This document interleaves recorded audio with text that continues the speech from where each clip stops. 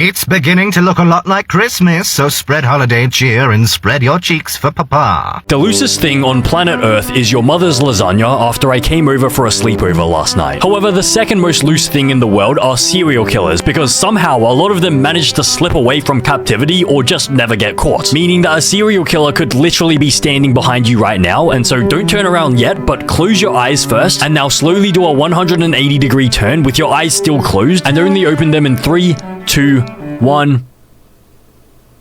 Meow. Serial killers that are still on the loose today by Trust Me Bro. Jeff Davis 8. Fortunately, the Jeff Davis 8 situation does have quite a bit of information surrounding it. However, this information, while not only upsetting, only leads to more questions than answers. The Jeff Davis 8, or the Jennings 8, refers to a series of murders that took place between 2005 and 2009 in the small town of Jennings, Louisiana. All 8 of the Jeff Davis 8 victims were women. But more interestingly than that, they were also connected to each other. Bro, what is wrong with this killer? Is it that he's some sort of, like, misogynist? Like, does he just hate women? Or maybe it's just that, like, women were, like, an easier target for him compared to, like, men or something? I don't even know. Maybe he got divorced by his wife and, like, now he just hates all women, like, forever, permanently? Not only did they all live in similar circumstances of being young women, struggling with poverty, abuse, and but they also literally knew each other. Several of the victims in this case were also police informants, and some of these informants even ratted on each other to the same police station. What? And police station is something we'll discuss just in a second. Okay, this is confusing. All 8 of these women were killed in similar ways and dumped in similar locations, with the murder methods used being strangulation, suffocation, or drowning. And the areas these bodies were dumped were either in swamps or canals in remote areas outside of Jennings. Okay, so I assume the reason why they opt for strangulation, suffocation, and drowning is because it's sort of harder to have like DNA and physical evidence as opposed to like a stab wound. Then like they'd be able to figure out like what the weapon was, find the weapon, get the DNA, or like a bullet, like a gun or something. They can just find the gun, get the DNA and everything, and then maybe they can find DNA on like the bullet casing shell. Now, it's reported that when these bodies were found, it's shown that there was an active attempt to have these bodies unidentifiable once found. And it's also suggested that whoever placed these bodies in these extremely remote locations was very familiar with the local terrain due to how specific these locations were and also how hard they were to get to. Off the bat, this case sounds like any of our other cases. Sure, a group of women unfortunately were killed and went missing because they lived in unfortunate situations and were vulnerable to psychopaths that were looking to kill innocent people. But once you look deeper into this case, you realize that while there very likely could have been a serial killer who killed these 8 women, it's also very highly suspected that there was some police involvement. And the theories on the involvement of these police varies drastically. Some people believe that the local authorities not only executed the planning, killing, and hiding of these women's bodies, while others suspect that the local police were simply complicit in the situation and didn't put much effort into investigating the situation simply because of who the victims were. Okay, great. So now the entire police department of this town is just misogynistic. Why does everyone hate women? Like, women aren't bad. Like, I love women. If you're a woman, I love you. If you're, like, over age, of course. But Jesus Christ, this is one creepy dude. He looks like his head got squished by a hydraulic press. He looks like he went to sleep and a whiteboard fell onto his body and flattened his head. Like sort of like a, what do you call this? He sort of looks like an almond. Like, I think that's the best way to describe his head shape. Like, spot the difference. Let's play spot the difference. And so, okay, let me go first. Maybe this one is upside down and then this one's like the correct way around, like, because this is chin. Now, whether you believe that the Jeff Davis 8 killer was a single serial killer or potentially a group of people involved in law enforcement, the same conclusion can be drawn. Nobody has ever been charged for the murders of these 8 women, and unfortunately, it doesn't look like anybody ever will, which means that the lunatic or lunatics who killed these 8 women are definitely on the loose and walking among us today. To me, this is another case that just rings so odd because there was literally 8 murders that took place over 4 years in super modern history. Like, we're talking 2005 to 2009. Like, the technology wasn't where it is now, but it was definitely advanced enough to have some progress on this. So the fact that 8 murders can take place in 4 years in the exact same place and nothing ever comes of it is extremely suspicious, which is why, for that reason, I don't think that looking more closely at law enforcement is a bad idea. And if you watch some of the documentaries or read some of the books about the situation, then you'll definitely get a deeper perspective on the potential law enforcement involvement. Okay, so I actually read these 3 books the other day, and based on the information I gathered from them, I can sort of conclude that I have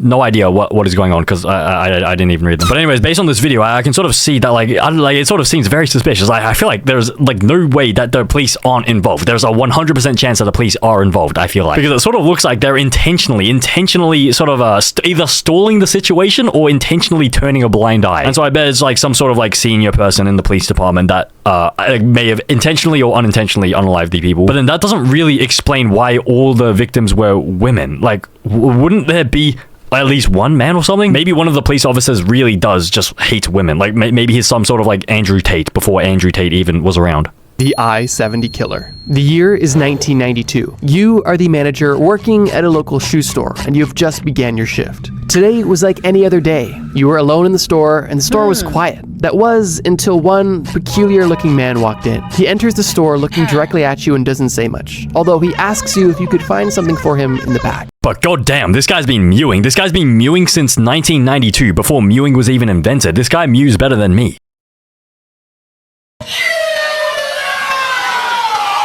You oblige and walk in the back, only to realize you've been followed.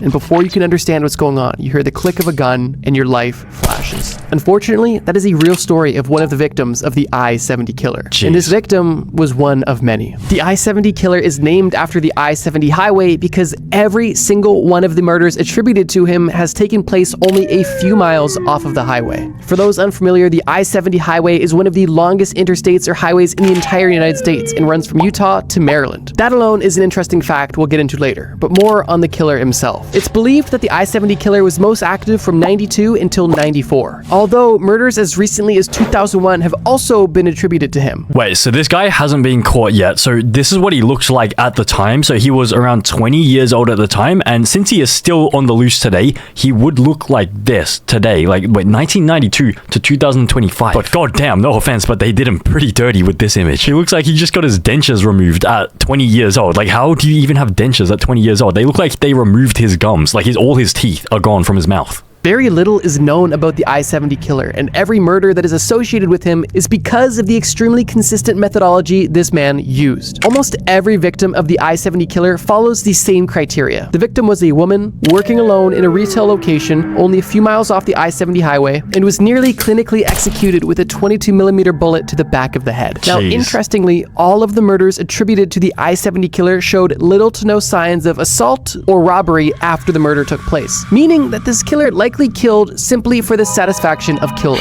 which is just more evidence in case you weren't convinced that this person was twisted already. Okay, that is extremely concerning. And this is just a reminder, this guy is still on the loose today. A serial killer who enjoys killing for the sake of killing. That is not someone that you want to, encounter at like 1 a.m. in the morning at a retail shop. And the fact that he only targeted women who were working alone during the closing hour, like this person would have gone into the store quite frequently, like in the days leading up to the store, just to make sure that this person was going to be stationed like late at night by themselves. Now, it's important to note that there are a few murders from the I-70 killer that are a bit unorthodox. Specifically, a few murders that involved male victims, as well as a situation where 2 people were murdered at the same time, which was the first and only time that happened. And it's theorized by authorities that the I-70 killer believed one of the employees was alone, when in reality the employee and store owner were both present at the location, and the I-70 killer decided to kill both of these people. As of today, there's believed to be anywhere from 6 to over 9 killings attributed to the I-70 killer. Bro, imagine in the middle of this serious documentary about murders, instead of whipping out a 6 to 9 killers, he just whips out a 6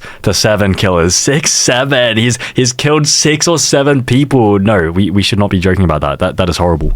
And interestingly, with these murders taking place relatively recently, and the sheer volume of murders that took place, there is quite a bit of evidence and information taking place. But interestingly, even with technology that existed at the time, which was only the early 90s, and the technology that exists today, which is way more advanced, there is still absolutely no clue as to who the I-70 killer could be. And all we have are a few artist depictions based off of a few eyewitness accounts. Wait, but surely this person would have gone into the store beforehand, like during the week leading up to it, just to make sure that the person was going to be stationed alone, right? Because if only one time he killed 2 people at once purely because he realized that like he made a mistake and the store owner was there with the shift worker, that means that he would have scouted it out beforehand. And so surely you have security footage of him walking into the building, right? Or maybe he sent one of his minions in there to sort of scout it out for him.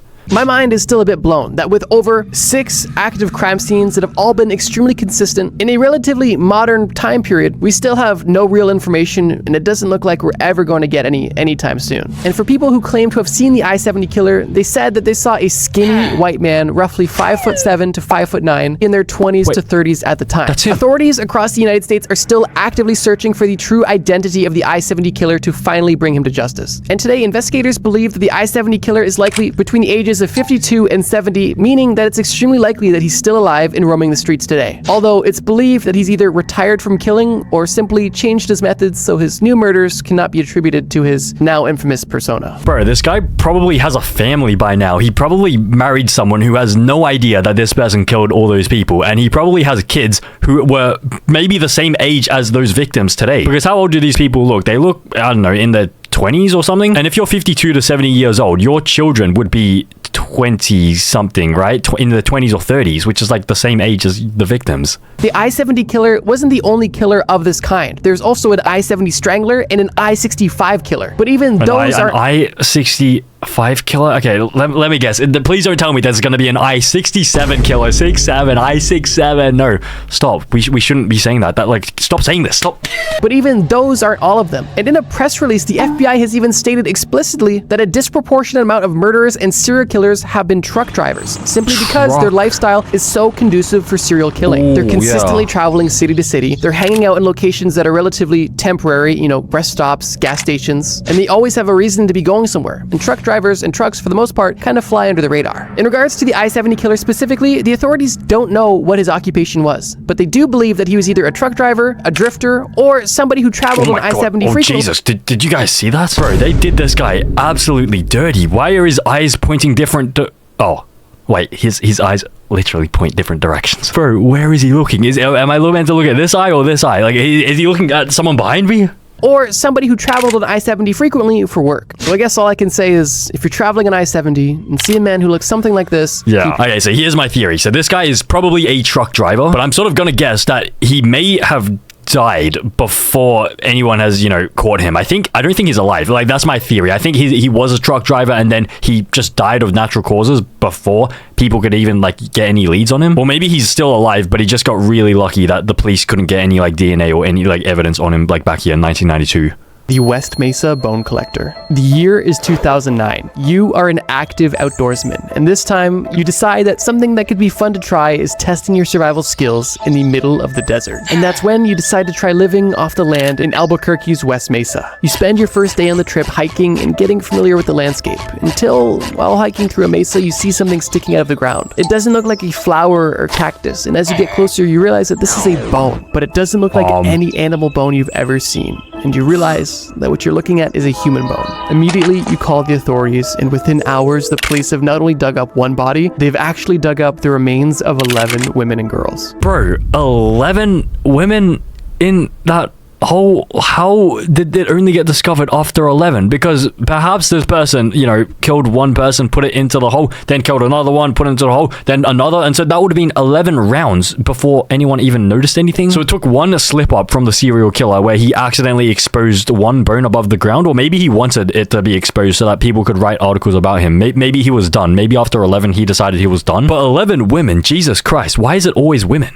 The West Mesa Bone Collector is, first of all, just an insane name to give a serial killer, and second of all, one of the most infamous unsolved cases in modern history. It's unnerving how recent some of these cases are and how little information is actually available. In the case of the West Mesa Bone Collector, the bodies were discovered in 2009. However, it's believed that the murders took place from 2001 until 2005. Following the unfortunate trend already evident in this video, all of the victims of the West Mesa Bone Collector were women. But not only were they women, some of these women were workers, and some of them were just struggling with homelessness and addiction. Damn. But definitely most saddening of all is some of these women weren't even women at all. Out of all of these 11 victims, well, technically 12, one was a 15-year-old girl and one was an unborn child. What? Because all of the bodies were skeletal remains by the time they were finally found, authorities were not able to determine a definitive cause of death, although they did say that trauma on the body was evident. And while the murder methods of the Mesa killer are unfortunately unknown, the one consistent variable in the situation is the method of hiding the body. bodies. Every single one of these 11 bodies was hidden in the exact same location, with the bodies being wrapped and then placed underground in an active effort to make sure these bodies were never found. And while the bodies were eventually found, the killer never was. At least not yet.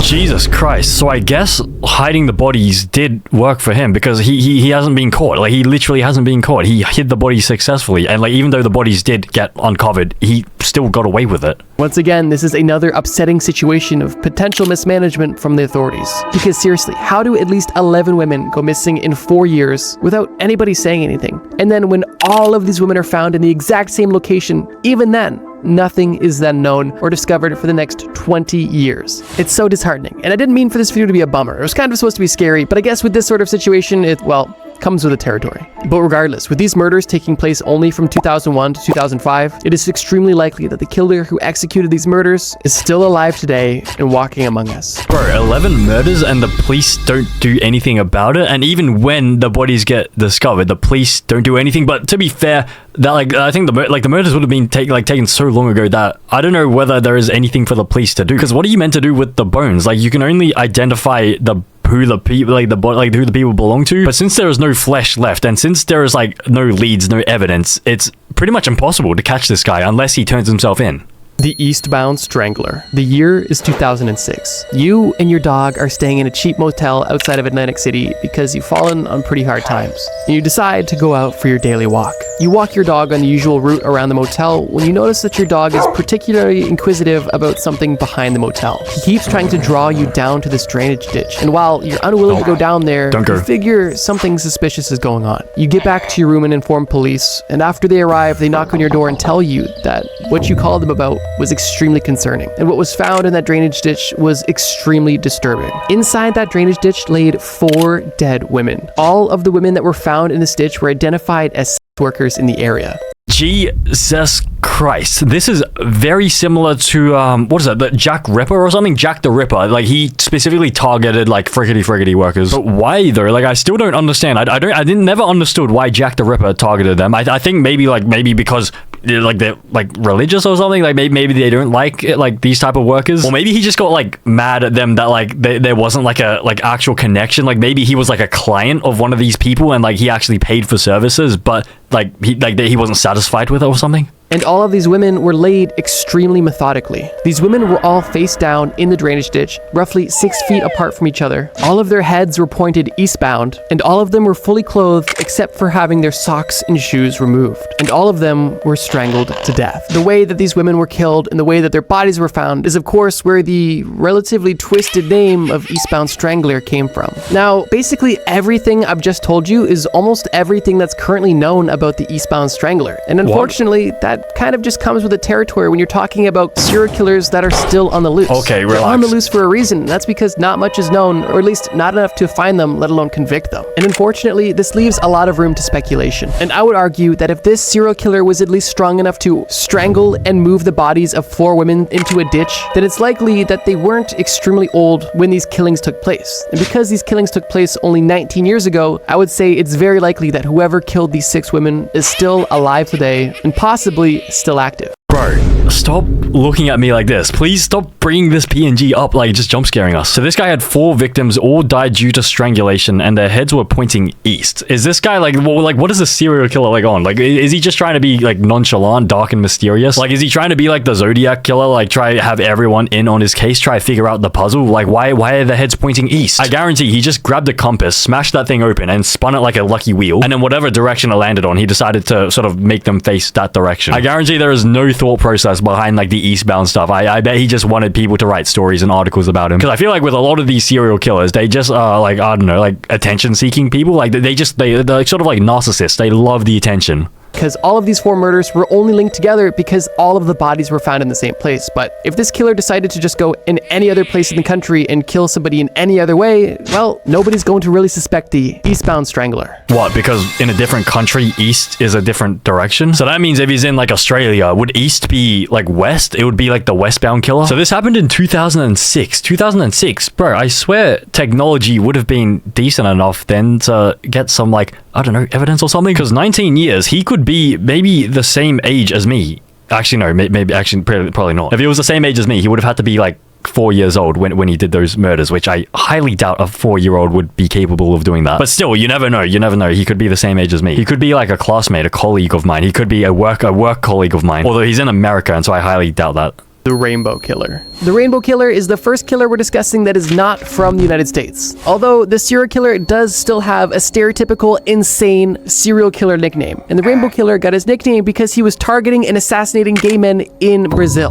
Whoever is giving these serial killers names seriously needs to chill. But back on a serious note, the murders executed by the Rainbow Killer took place between 2007 and 2008. And during this time, it's believed that the Rainbow Killer killed at least 13 gay men, all between the ages of 20 and 40. Jesus Christ, 13 gay people. Is being gay illegal in Brazil in, what is this, like early 2000s? They call them the Rainbow Killer because of that, bro. That, I feel like that is a little bit disrespectful. He is the Rainbow Killer, so gay people are meant to be represented by rainbow. It's sort of like that Skittles like thingy, like taste the rainbow or something, but instead for him it's kill the rainbow. And all of them being shot in the head. Like some of the other cases in this video, it was suspected that the alleged serial killer could actually be a member of law enforcement. However, in this situation, this was something that other authorities took seriously. And in 2008, the same year that the murders were actually ongoing, the Sao Paulo Public Safety Department actually made a public statement announcing that the killer might actually be a police officer. What? Which I think is a very bold and respectable claim for the government to say. Like, if one of their own is doing this, it's important that they be able to speak up about that. Interestingly, later that same year in December of 2008, a Brazilian police officer was actually arrested because an alleged eyewitness stated that he saw this police officer kill a gay man by shooting him 12 times. And on top of this, another eyewitness reported to authorities that they saw the same police officer often hanging out in the same park where all of these gay men were being harassed and killed. Okay, so that's just case closed. Like that is enough evidence we need. Like that, honestly, that's enough for me. If I was like sort of like judging the situation, I feel like that's enough evidence for me, because someone literally saw him shoot a gay person 12 times. Someone witnessed him shoot a gay person 12 times. I feel like that is enough in itself, potentially. But then the fact that he also hangs around the same area where the murders were taking place, like maybe it's like coincidence, but I highly doubt it's some sort of coincidence. Now, with two very strong eyewitness claims, obviously there was a case against this police officer. And for the first time in this video, it seems like there may be justice served. However, that was not the case, because in 2011, 3 years later, the police officer that was alleged of killing this gay man and potentially being the Rainbow Killer was released after his trial because it was declared that he was not guilty by the jury. And whether you believe that it was actually this police officer or someone else entirely, the end result is the same. The Rainbow Killer, responsible for killing over 13 gay men, is still on the loose to this day.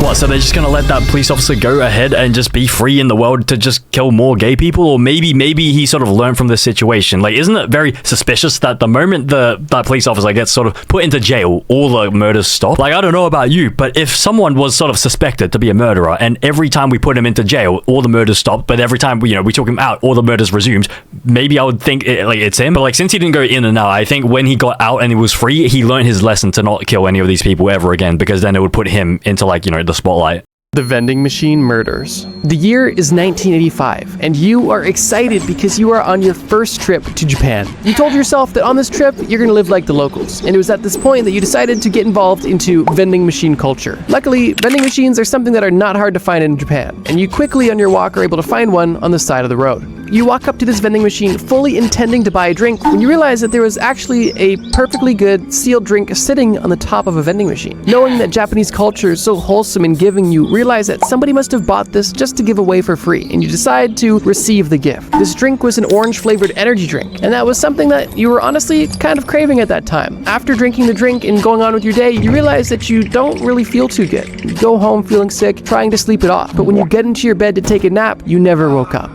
The story I just told is based off of the reality of 13 people in Japan. From April to November in 1985, 13 people were murdered and 35 people got seriously sick because they drank poisoned drinks left on the top of vending machines. Okay, but to be fair, I hope all of you guys are, trained enough to be very aware of stranger danger. Like even if it's just like, something left on top of a vending machine. Like even if you're at a bar or something, like if you're at a party or something, like never leave your drink unattended. Otherwise, there is a 100% chance that somebody is going to spike your drink. And obviously somebody spiked these drinks beforehand, and that's how they died. Now, if you're asking yourself, who's just drinking drinks left on the top of vending machines? Well, a lot of people actually, and that's because this drink at the time was having low sales. And because these drinks were having low sales, they were offering buy one, get one free promotions in certain vending machines. So it wasn't necessarily uncommon to find the extra bottle left on top as a gift on top of the vending machine. And because people knew that this promotion was going on, and they had seen in other places this drink was left on top, it wasn't unheard of to take this drink or potentially even leave this drink for someone else. But unfortunately, this fun gesture of paying it forward was severely abused by one or potentially multiple twisted individuals when they decided to leave laced drinks with paraquat on top of vending machines. Paraquat was a very popular herbicide, and while it was a popular herbicide, it also wasn't a stranger to deaths, as in the previous year of 1984,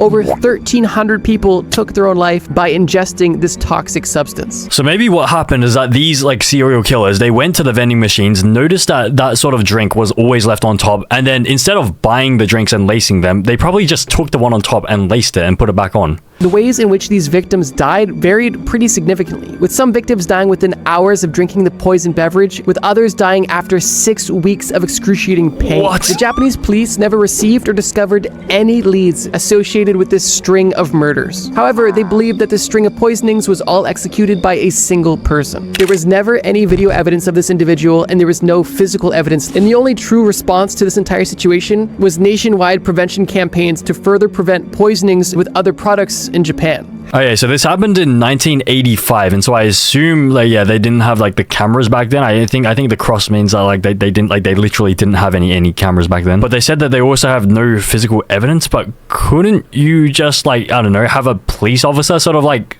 keeping watch at like certain vending machines or something? Because surely that would have happened in certain suburbs. Like certain suburbs would have been more high risk than other suburbs, and so surely you could just, you know, have police officer discreetly camp out and sort of just watch people as they, I don't know, potentially put something on top or not. Because if they truly think that it was all conducted by one person, then potentially that one person would be the person to put it all on top of the vending machines. And so surely one day they'd be able to see who puts it on top. However, those didn't stop future poisonings, because in 1998 and even in 2019 there was other reported cases of intentional poisonings via a beverage, with some of those also using the same toxic agent, paraquat. This situation is just super disturbing, but in a different way to the other murders, because there was no in-person violence, there was no motive, there was no specific target, there was no trend. He didn't know or care if he was poisoning women, children, elderly people, pregnant women. They just wanted to kill people, and unfortunately, they did exactly that and got away with it. Considering these murders took place in 1985, there is a chance that whoever executed these murders could be dead by now, potentially by natural causes or other. However, I would say that it's also likely that whoever did this is still roaming the streets of Japan today, and unfortunately, still a free individual. Bro, he said it happened again in 2019 and 1998. I was in Japan in 2019. That could have been me. That genuinely could have been me.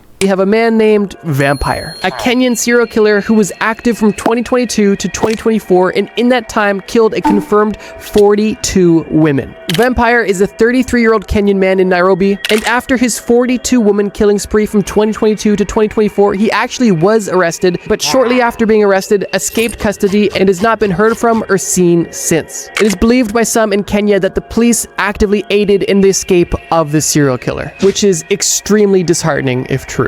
Bro, this man killed 42 women, and you're going to let him free? Not only are you going to let him free, you're going to push him out the door, you're going to like guide him out the door, you're going to give him like, you're going to open the door for him, and you're going to give him like a jelly bean on the way out as well, just like how they do with the dentist. So in 2 years, he managed to kill 42 people, so that's like 21 people per year, and he's been out for like another year, and so who knows how many people he's killed this year so far. That's like an average of almost 2 people per month that this person's killed, and you're going to let him go? You're going to let him go free, just like how his hairline has been let free? Who, bro, what, how, where is this hairline going? You can see this hairline, it's sort of like a maze, it's sort of trying to build a labyrinth within his hair. The Danilovsky Maniac. Maintaining our now international theme, we next have a serial killer from Russia. The Danilovsky Maniac is a serial killer who committed at least 7 murders between 2004 and 2007 in Shapovets, Russia. This killer is known as the Danilovsky Maniac because 3 of the murders he committed took place in an abandoned construction site on Danilovsky Street. Like every other depraved individual on this list, this killer targeted women. He would assault them, kill them, and then hide their bodies in construction sites across his city. And multiple of his victims were girls under the age of 18. The Danilovsky Maniac is believed to be active as early as 1999 and as late as 2010. And with nearly 11 years of crime, 7 confirmed killings, and 14 possible killings, there was quite a bit of information being processed by the police. However, nobody was ever caught.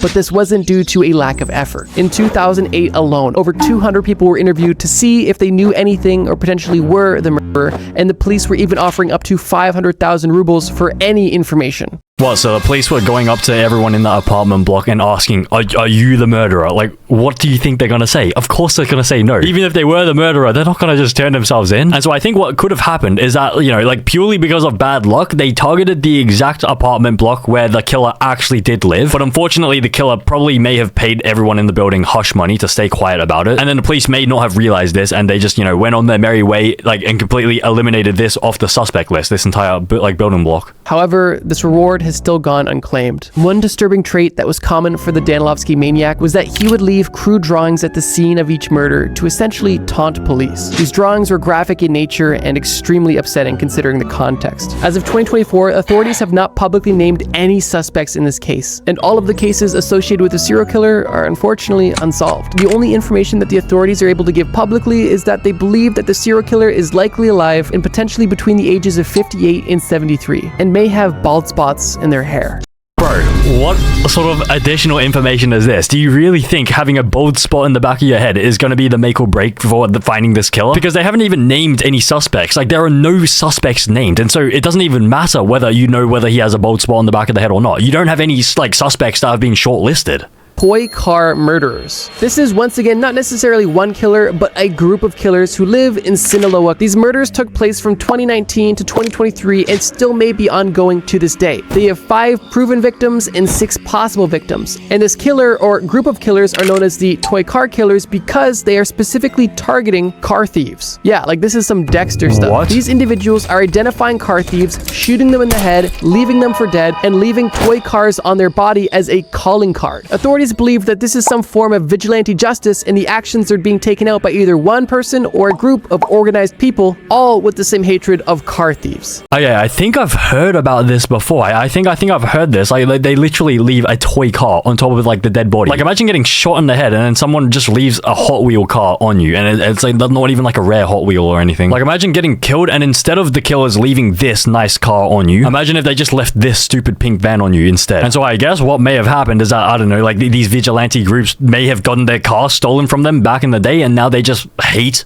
car thieves. But I mean, honestly, low-key kind of serves the car thieves, right? Because like, why are you stealing someone's car? Like, you're gonna like hijack, like that's GTA. That's like you're hijacking someone's actual vehicle. And I assume most of the hijackings would occur when the person is like actually inside the car. Imagine how like scared they would have been. Having a serial killing calling card in 2023 is some seriously diabolical stuff. And don't get me wrong, stealing somebody's car is really messed up. But if you're going to create an organized crime murder vigilante justice group, I feel like there are probably other crimes you could go after rather than car thieves. But really, that's just my 2 cents. Not advocating for vigilante justice or murder, but I'm just saying, like, I feel like there's probably other things you could be more motivated by, but what do I know?